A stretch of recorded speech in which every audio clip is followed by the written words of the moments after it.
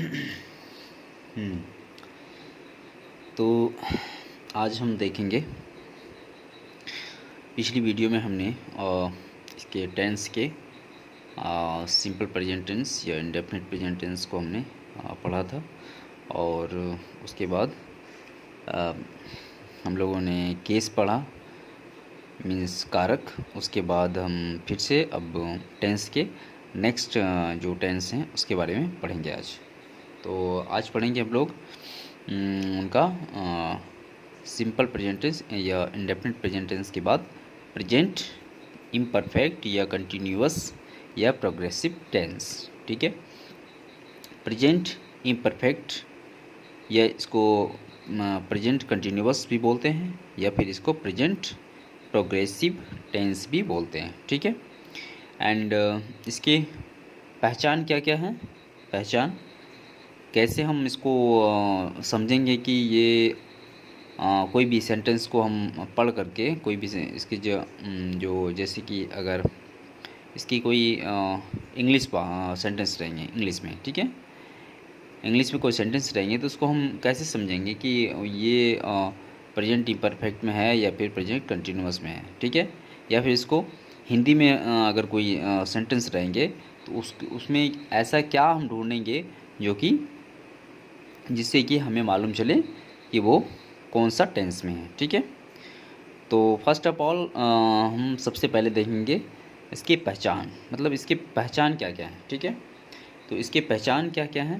पहला, वाक्य के क्रिया के अंत में, ठीक है, वाक्य के किसी भी सेंटेंस के क्रिया के अंत में रहा है, रही है, रहे हैं, रही हूँ, ये सारी चीज़ रहे। ठीक है, वाक्य के क्रिया के अंत में, ठीक है, वाक्य के क्रिया के अंत में, अभी हम देखेंगे क्रिया मतलब वर्ब के अंत में। ठीक है, तो रहा है कोमा, रही है कोमा, रहे हैं, रही हूँ, ठीक है, ये सभी चीज़ रहे तो हम समझ जाएंगे कि वो प्रेजेंट इम्परफेक्ट टेंस में है या फिर प्रेजेंट कंटिन्यूअस टेंस में है या प्रेजेंट प्रोग्रेसिव टेंस में है। तो इम्परफेक्ट या कंटिन्यूअस या प्रोग्रेसिव ये तीनों एक ही टेंस के, इसी टेंस के नाम हैं। हम लोग इसके तीन नाम से जानते हैं। ठीक है, तो पहला हम पिछली वीडियो में हम लोगों ने पढ़ा था और मैंने बताया था कि पहले इसको हम इस टेंस को सेंटेंस में देखेंगे। कौन सा सेंटेंस में, पहला पॉजिटिव सेंटेंस में, ठीक है, इसके बाद होगा नेगेटिव, फिर इंट्रोगेटिव, नेगेटिव इंट्रोगेटिव, ठीक है, तो इस टाइप से।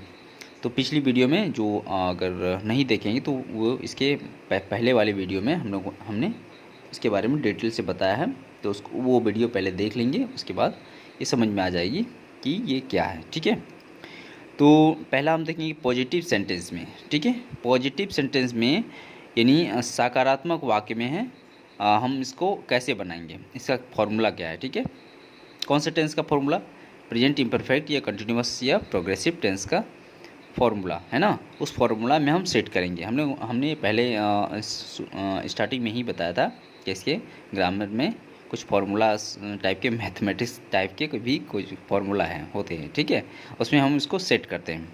ठीक है, तो पहला पॉजिटिव सेंटेंस। अब यहाँ देखिए, पॉजिटिव सेंटेंस को हम एफर्मेटिव सेंटेंस भी बोलते हैं। ठीक है, एफर्मेटिव सेंटेंस या फिर एसर्टिव सेंटेंस भी बोलते हैं, यानी एफर्मेटिव या एसर्टिव या पॉजिटिव सेंटेंस। ठीक है, तो इसको क्या बोलते हैं हिंदी में, सकारात्मक वाक्य। पॉजिटिव सेंटेंस को सकारात्मक वाक्य।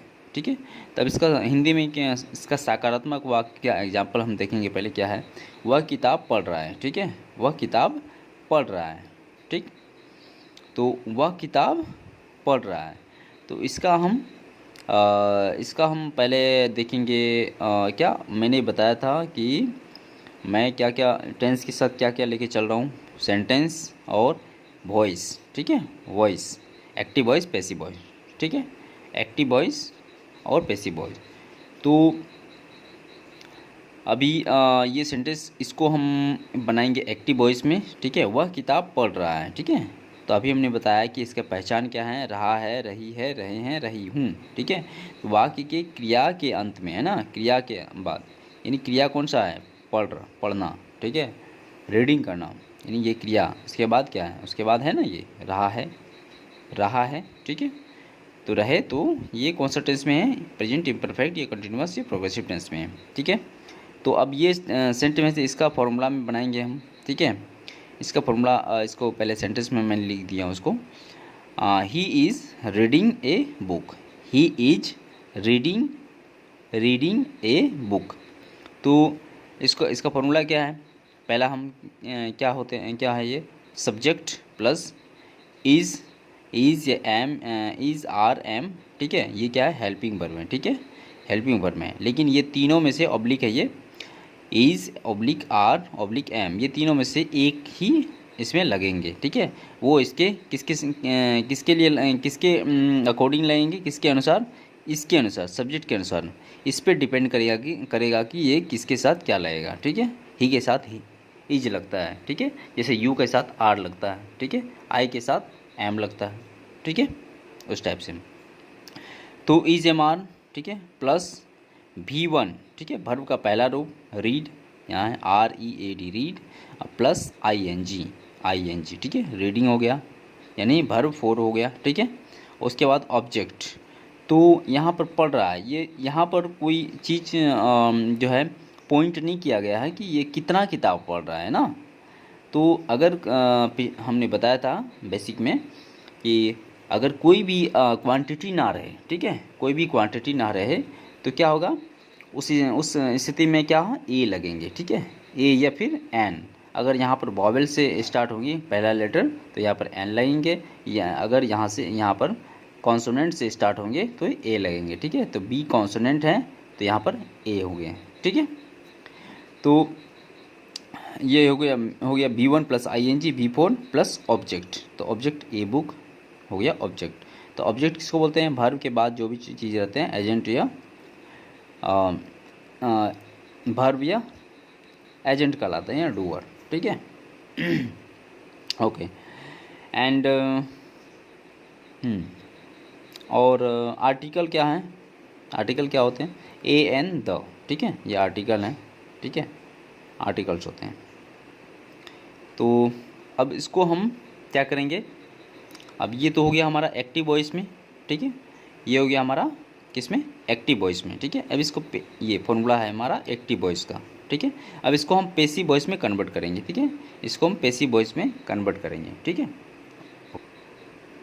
ओके, तो अब इसको पैसिव वॉइस में ये हो गया हमारा active voice, he is reading a book, और ये इसको हम पैसिव वॉइस में कन्वर्ट करेंगे, ठीक है। अब बदलेंगे, तो पैसिव वॉइस का फॉर्मूला क्या होता है हमारा, ऑब्जेक्ट प्लस इज या आर या am plus being, BEING, being plus V3 plus by plus subject, ठीक है, बाय प्लस सब्जेक्ट, ठीक है। तो इसको ऑब्जेक्ट क्या होते हैं, और तो क्या होते हैं कि एक्टिव से जब हम पैसिव में कन्वर्ट करते हैं किसी भी सेंटेंस को, तो क्या होता है, सब्जेक्ट वाला जो चीज़ है, सब्जेक्ट के प्लेस पर जो भी चीज़ रहता है वो चला जाता है ऑब्जेक्ट के प्लेस पर, ठीक है। और ऑब्जेक्ट के प्लेस पर जो भी चीज़ रहता है तो ये चला आता है सब्जेक्ट के प्लेस पर। अब बाकी सब क्या रहता है, सब एक ही जैसा रहता है, ठीक है, अपने अपने जगह पे रहता है, लेकिन इसमें भी चेंजिंग होते हैं, ठीक है। जैसे यहाँ पर चेंज हुआ है, देखिए, तो क्या हुआ, तो ये सब्जेक्ट क्या हुआ, देखिए, सब्जेक्ट यहाँ आ गया, सब्जेक्ट यहाँ आ गया, और यहाँ का ऑब्जेक्ट चला गया इधर। तो object plus is RM plus being plus V3 plus by plus subject, ये हमारा फॉर्मूला है किसका, ये पैसिव वॉइस का फॉर्मूला है इस टेंस के लिए, ठीक है, प्रेजेंट इम्परफेक्ट टेंस या कंटिन्यूअस टेंस या प्रोग्रेसिव टेंस के लिए, और कौन सा सेंटेंस में, पॉजिटिव सेंटेंस के लिए, ठीक है, सकारात्मक वाक्य के लिए, ठीक है। तो ऑब्जेक्ट में हम बैठा दिए, इसको हम पुट कर दिए, कौन सा, ए बुक, ये बुक इज। अब इज क्यों लगा इसमें, तो हमने बताया था कि इसके अकॉर्डिंग, इसके अनुसार ही यहाँ पर जैसा भी वर्ड्स रहेंगे उसके अनुसार से यहाँ इज आर एम डिसाइड होंगे। तो नल ही सी इट और नेम के साथ ही see it, non living things जो निर्जीव प्राणी है, ठीक है, सिंगुलर नंबर में, तो उसके साथ क्या लगते हैं, ईज लगते हैं, ठीक है, ईज आ गया। तो ए बुक क्या है, नन लिविंग थिंग्स, मतलब सजीव प्राणी है, निर्जीव चीज़ है, ठीक है, ए बुक निर्जीव चीज़ है, a book none living things. तो इसके साथ क्या लगते हैं, इज लगते हैं। ठीक है, ये क्लियर हो गया। इज, उसके बाद बीइंग प्लस V3। यहाँ देखिए, अब ये चीज़ हमेशा याद रखना है इसमें कि क्या है ना कि एक्टिव वॉइस में जो भी वर्ब रहेंगे, ठीक है, वर्ब का फॉर्म रहेंगे V1 V2 V3 जो भी रहेंगे, ठीक है, बट उसका जो होता है पेसिव वॉइस में क्या होता है ना कि वर्ब का थर्ड रूप ही हमेशा लगता है। ठीक है, वर्ब का थर्ड रूप ही हमेशा लगेगा। कौन सा रूप, वर्ब का थर्ड रूप, यानी तीसरा है ना, V3। तो read read read, read red read, ठीक है, तो read V3 plus by plus subject, ठीक है, बाय, ये बाय लग जाता है, उसके बाद सब्जेक्ट। तो बाय और सब्जेक्ट जब एक साथ रहता है तो इसको क्या बोलते हैं हम लोग, एजेंट या डूअर भी बोलते हैं। क्या बोलते हैं, एजेंट या डूअर भी बोलते हैं। ठीक है, ठीक है, इतना क्लियर हो गया। अब हम देखेंगे थोड़ा सा नोट में, ठीक है, मैंने कुछ चीज़ें बेसिक के लिए लिख रखा है। तो क्या होता है, एयर, ठीक है, एयर एंड